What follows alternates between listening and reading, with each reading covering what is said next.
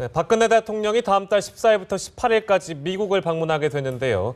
박 대통령 취임 후 두 번째 공식 방문인데 오바마 미국 대통령과의 정상회담은 이번이 네 번째입니다. 동북아 정세가 급변하는 시기에 이루어지는 만큼 어떤 내용이 논의될지 주목됩니다. 관련 내용을 김열수 성신여대 국제정치학 전공 교수와 짚어보겠습니다. 어서 오세요. 어서 오십시오. 네, 안녕하세요. 자, 다음 달 중순에 이제 미국을 대통령께서 찾게 되는데요. 한미 정상회담이 저희가 앞서 이제 말씀드렸지만 네 번째네요. 의미를 시기적으로 짚어본다면 어떤 의미가 있겠습니까? 네, 한미 정상회담은 네 번은 훨씬 넘고요. 예. 왜 그러냐면 2013년도에 예. 대통령께서 그 취임하시고 나서 얼마 있다가 5월 달에 이제 처음 갔잖아요. 예. 그리고 나서 작년 11월 달에, 작년 9월 달에 예. 그 유엔 총회 끝나고 나서 또 가서 직접 만났고요. 이번에 가게 되면 미국 방문하는 것만 세 번이고요. 예. 작년 4월 달에는 오바마 대통령이 한국에 왔으니까 네 번이고요. 이거 그럼 이건- 말고도 예. 이거 말고도 아닙니다. 이거 말고도 G20 회의든지 또는 APEC 정상회담이든지 다양한 그 다자 안보 협력 속에서 정상들이 만나는 게 있거든요. 예. 그러니까 아마 오바마 대통령하고 우리 박근혜 대통령하고 제가 알고 있기로는 7, 8번 정도 될 네. 거고요. 그 어찌됐든 이번에 가시는 것은 좀 전에 이제 우리 보도를 통해서 나갔지만 예. 북한 문제가 좀 심상치 않아요. 사실상 북한의 SLBM도 발사하고 예. 또 뭐 어제도 이제 보도에 나왔습니다만은 북한이 잘 이렇게 잡히지 않는 레이더에 잡히지 않는 예. 신형 고속종도 나오고 또 우리 그 연평도 앞에는 북한의 122mm 방산포 진지도 만들고 있고 예. 또 NLL에서는 야간 포격 도발도 하고 포격 사격도 하고 있고 예. 사실상 북한이 좀 심상치 않아요. 그래서 이런 문제가 있어서 예. 이번에 가게 되면 이런 문제를 한번 짚어보고 또 북한의 도발 그리고 북한의 제4차 핵실험이나 또는 장거리 미사일 이런 예. 것까지도 억제할 수 있는 만남 그 자체가 억지력을 발휘한다. 그런 차원에서 굉장히 큰 의미가 있다고 봅니다. 만남 그 자체가 대북에 대한 억제력이다. 네네. 예, 알겠습니다. 네. 지난달이었죠. 26일에 아베 신조 일본 총리가 미국을 방문했는데 미국이 상당히 융숭하게 대접을 했잖아요. 그렇죠. 그것도 주목을 받았는데 박근혜 대통령이 미국을 방문할 때는 미국이 어떻게 환대를 할지 이 부분도 좀 주목이 되는 것 궁금하긴 같습니다. 하네요, 글쎄. 네, 이번에 가실 때는요. 아마 우리 시청하시는 분들은 뭐 워낙 그 연합 그 TV를 뭐 사랑하셔서 잘 알고 계실 텐데 네. 이번에는 기대를 좀 많이 안 하시는 것이 좋겠습니다. 아. 대통령한테도 왜죠? 좋고 예. 우리도 또 실망 안 하는데 도움이 될 텐데요. 왜 예. 그러냐면요. 네. 제가 좀 전에 말씀을 드렸습니다마는 2013년도 5월 달에 우리 대통령께서는 그때 미국 오바마 대통령의 초청을 받아서 정말 융숭한 대접을 받았습니다. 예. 아베 총리가 받았던 것보다 훨씬 더 융숭한 대접을 받았죠. 왜 예. 그러냐면 거기 가서 상하 의원 합동 그 연설도 하셨잖아요. 예. 그다음에 한미 동맹 60주년 공동 비전도 선포하시면서 한국이 정말 그 포괄적 동맹으로 나가는데 합의도 했고요. 예. 그리고 이제 그 오바마 대통령하고 둘이서 정답게 예. 얘기하면서 그 백악관 뜰을 거니는 모습도 나왔고요. 그래서 사실상 그때 당시에 일본 정부 아베 정권 여기서가 오히려 난리가 났습니다. 사실상 그러니까 아베 총리는 2012년도 12월 달에 총리가 됐는데 예. 자기는 그 정도 대접도 받지 못하고 있었는데 2013년도 2월 달에 대통령이 취임한 예. 박근혜 대통령은 이미 초청을 받아서 얼마나 큰 융숭한 대접을 받았습니까? 그리고 이제 이번에 아베 총리가 가서 대접을 받았으니까요. 오히려 아베 총리 입장에서 보면은 우리 박근혜 대통령보다 2년여 늦게 그러니까 미국으로도 초청도 받았고 또 예. 융숭한 대접을 받았다라고 생각하시고요. 그런 차원에서 보면 네. 이번에 대통령께서 가시면 야 이거 아베 총리만큼 융숭한 대접을 받아야 되는데 혹시 못 받는 거 아니냐? 예. 못 받습니다. 그러니까 아예 그 기대 안 하시고 이번에 우리 대통령께서 방미하시는 거를 이렇게 보시는 것이 훨씬 더 좋을 것 같습니다. 이미 환대를 받은 쪽은 사실 박근혜 대통령이기 때문에 네. 어느 정도의 균형을 맞추기 위해서 큰 기대를 안 하는 게 좋겠다. 그렇죠. 안 하시는 게 좋습니다. 이렇게 네. 말씀해 주셨고요. 네. 어쨌든 이제 그 한미 정상이 만나게 된다면 아까 말씀하셨지만 북한과 관련된 사안들이 가장 중요하기도 하고 다른 여러 가지 사안들이 또 논의될 텐데 구체적으로 어떤 것들이 있겠습니까? 제일 중요한 게 이제 아무래도 지금 상황 같으면은 북한 핵 문제를 예. 포함한 북한 문제. 이게 이제 제일 클 거예요. 북한 예. 핵 문제를 포함한 북한 문제. 여기는 이제 북한의 국지 도발과 관련된 것들도 다 포함이 될 거고요. 예. 그리고 여기에 따라서 이제 동북아 안보 정세 평가 이 문제가 있을 거고, 좀 전에 우리가 보도를 통해서 나갔지만 사실상 중국의 국방백서가 이제 발표되면서 그로 인한 난사 군도에서 여러 가지 있을 수 있는 미국과 중국의 충돌 문제 있을 수 있잖아요. 그런 문제에 대한 논의, 예. 전반적인 안보 정세에 대한 평가 문제가 있을 거고요. 예. 그리고 이제 미국이 또 우리 한국이 직접적으로 관심을 가지고 있는 기후 변화라든지 예. 대테러리즘의 문제라든지 에너지 문제라든지 이런 데 대한 논의들이 아마 있게 되지 않겠느냐 이런 생각을 합니다. 글쎄 그 언론에서 그 여러 가지 분석들을 이제 정상회담 전부터 내놓고 있는데, 이번 방미는 참 어떻게 보면 쉽지 않은 의제들이고, 그러니까 한국이 어떤 스탠스를 갖춰야 될지 그 어떤 워딩이나 이런 것들을 좀 조심해야 될 필요도 있고, 여러 가지 좀 복잡한 사안들이 많다, 이런 분석을 하고 있는데 그거 왜 그렇습니까? 왜 그러냐면은 일단은 이제 미국 입장에서는 그러니까 일본의 아베 총리를 하여간 뭐 총리가 되고 난 뒤에 2년 한 4개월 만에 초청을 했는데 예. 사실상 일본의 아베 총리만 초청하기에는 미국으로서는 좀 부담이 되잖아요. 예. 그래서 아베 총리도 초청을 해야 되고 그러다 보니까 이제 한국도 초청을 하게 되고 예. 또 그러다 보니까 이제 중국까지 초청하고 인도네시아까지 초청을 네. 하게 되는데 예.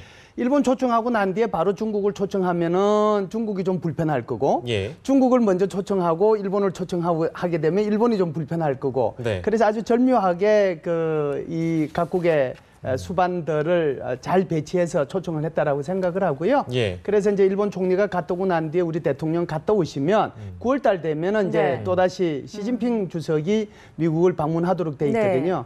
그래서 이 전체적으로 지금 돌아가고 있는 상황 자체가 예. 좀 여러 가지로 이렇게 단반에 이게 한꺼번에 이렇게 무슨 뭐 두부 자르듯이 자를 수 있는 이런 문제들이 있는 것이 아니고 예. 여러 가지로 이제 복잡하게 얽힌 것들이 많기 때문에 네. 그래서 이제 워딩을 조심해야 되고 뭐 말을 조심해야 되고 이제 그런 얘기들이 이제 언론에서 나오는 건데요. 예. 한미 동맹과 관련돼서는 이미 2013년도 5월 달에 네. 대통령께서 가실 때 한미 동맹 그 60주년 공동 비전을 발표하면서 핵심적인 거 두 가지 얘기했어요. 하나는 그러니까 어떻게 보면은 군사 동맹에서 경제 동맹과 기타 다른 동맹으로 나가야 된다.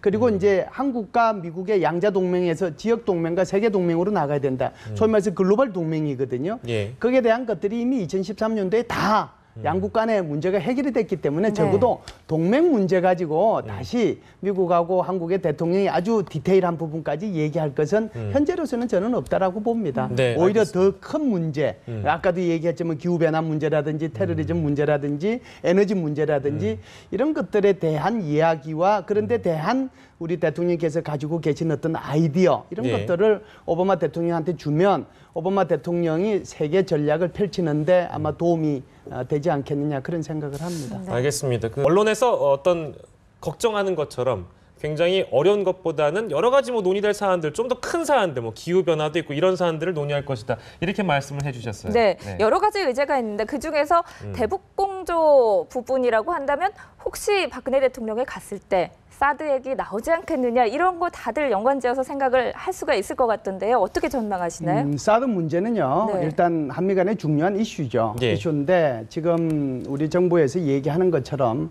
한 번도 요청받은 적도 없고 협의한 적도 없고 결정한 적도 없는데 쓰리노라고 하는 것은 그대로 예. 유지되고 있는 거고요. 러셀 차관보가 엊그제 방송을 통해서 이런 얘기를 했습니다. 이번에 대통령께서 방미하시면 적어도 이 사드 문제에 대해서는 논의하지 않을 것이다. 그러니까 의제에서는 빠져 있다는 얘기죠. 네. 이걸 다른 말로 표현을 하면 아직까지 한 번도 요청받은 적도 없고 협의한 적도 없는 것을 네. 느닷없이 양국의 대통령 정상회담 때 그것이 의제화된다는 것 자체가 말이 안 되는 거잖아요. 그러니까 충분히 다 있고 난 뒤에 최종적으로 그것을 결정할 수 있는 위치에 있는 분들이 그 문제에 대해서 논의하는 거지 지금 협의조차도 안 하고 요청조차도 안 한 문제를 예. 대통령의 정상회담에서 논의되는 것 자체는 좀 아니다. 예. 그렇게 생각이 돼요. 그래서 이번에 이 문제는 논의되지 않을 것으로 저는 봅니다.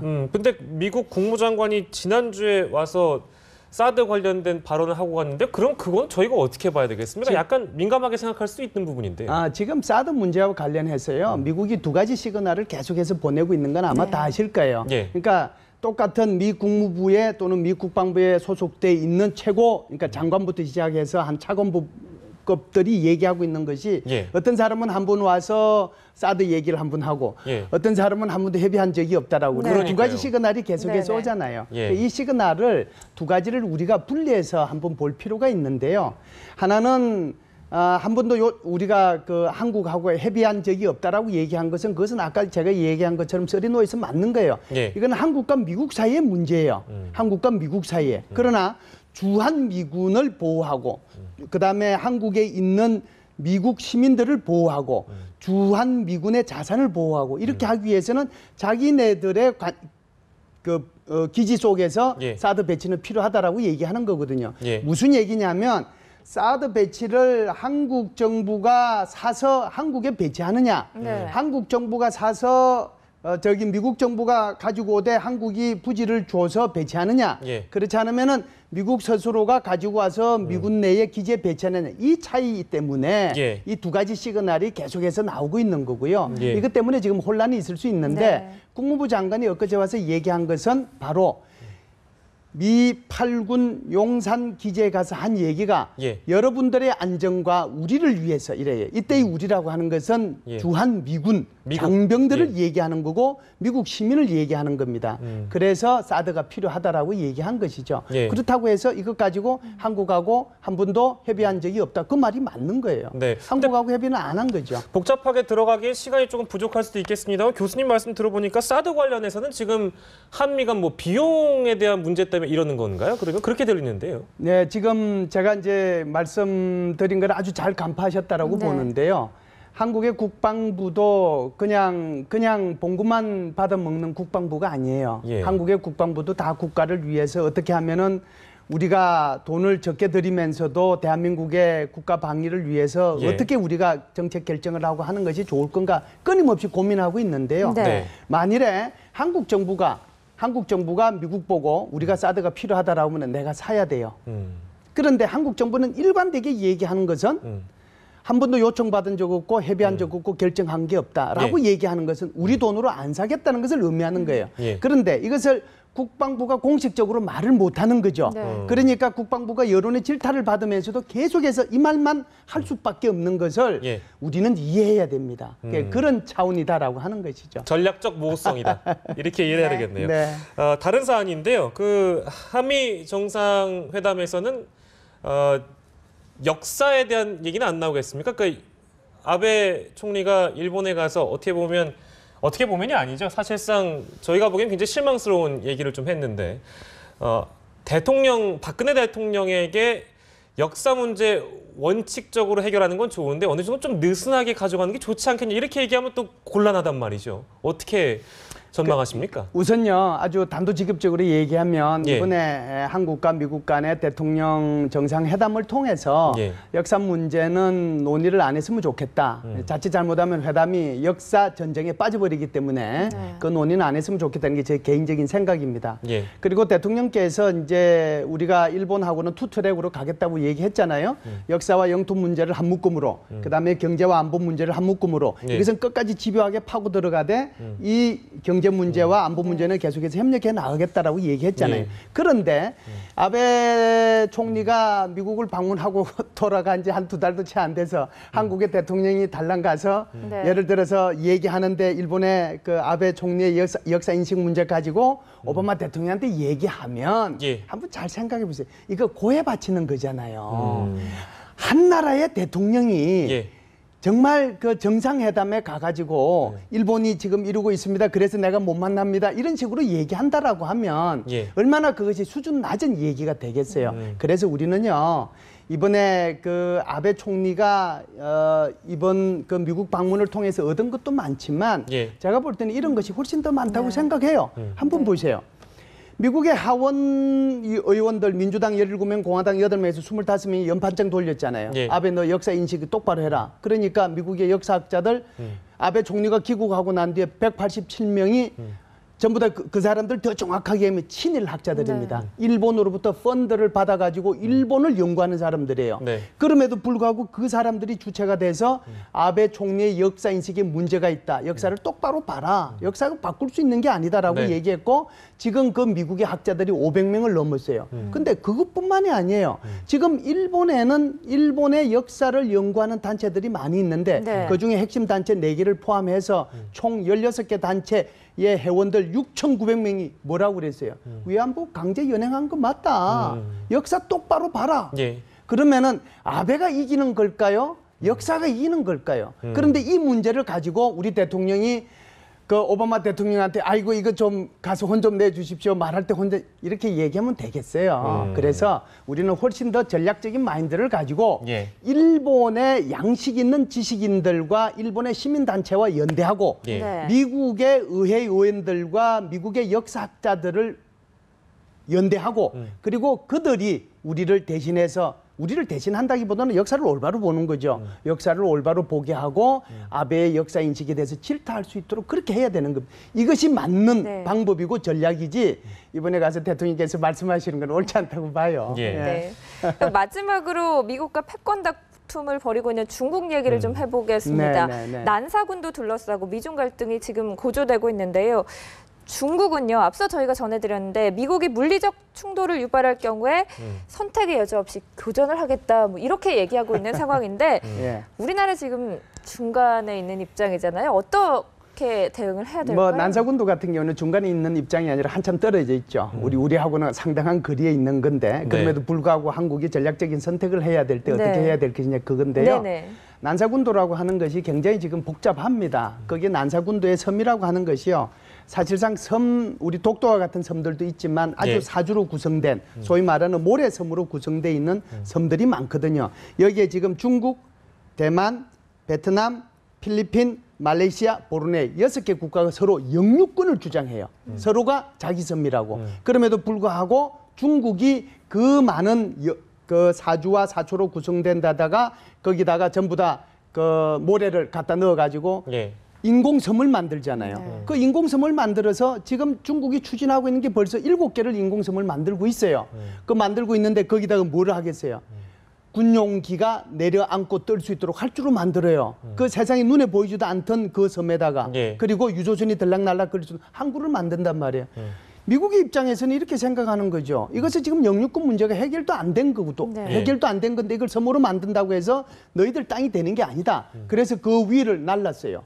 그 위를 예. 미국의 정찰기가 그러니까 밑에서 난리가 났죠. 중국 예. 군함이 너 빨리 나가라. 그래서 8번이나 계속해서 경고를 하고 좀 험한 말이 오고 가고 했다는 거 아니에요? 예. 그리고 심지어 중국의 미국의 군함이 이쪽을 들어가다가 중국의 군함하고 같이 조우했다라고 하는 거예요. 예. 이런 사항은 앞으로도 더 발생할 수도 네. 있는데요. 예. 이번에 중국의 국방백서가 27일 날 발표된 내용을 보면은 중국의 국방백서의 타이틀이 아주 중요한데요. 그 타이틀 이름이 중국의 군사 전략입니다. 네. 그 중국의 군사 전략의 핵심 내용 중에 하나가 네. 바로 이 난사군도에 대한 이익을 확보하겠다. 여기를 위해서는 내가 군사력 사용도 불사하겠다. 그 연장선상에서 좀 전에 우리 앵커님께서 질문하신 것처럼 예. 그런 사항이 발생할 수도 있는데요.